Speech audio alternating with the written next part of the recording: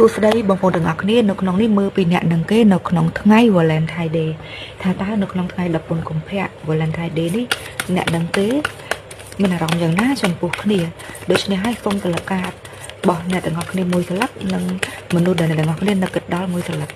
ថាតើអ្នកទាំងពីរមានអារម្មណ៍បែបណាចំពោះគ្នាដូច្នេះហើយតលកាតមុននេះសូមបងប្អូនទាំងអស់គ្នាមុនតើអ្នកមានអារម្មណ៍បែបណាចំពោះគេតើគេមានអារម្មណ៍បែបណាចំពោះអ្នកនៅក្នុងថ្ងៃ14កុម្ភៈនេះ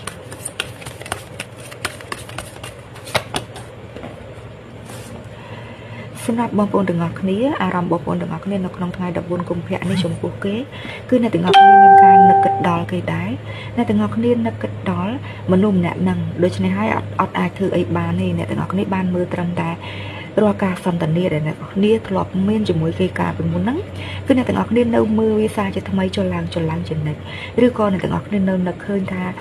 នៅថ្ងៃ14កុម្ភៈពេលកន្លងទៅហ្នឹងគឺថាអ្នកទាំងអស់គ្នាធ្លាប់បានរបស់អ្វីមួយយ៉ាងពីគេដូច្នេះហើយនៅក្នុងនេះអ្នកទាំងអស់គ្នាបានត្រឹមតែនឹករាល់អនុស្សាវរីយ៍ទាំងអស់ហ្នឹងឯង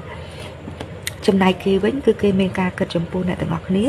គឺថាក៏គេគិតមិនខុសពីអ្នកទាំងអស់គ្នាដែរប៉ុន្តែនៅក្នុងនេះគឺគេមានការចងចាំទុកនៅក្នុងចិត្តគេតែម្ដង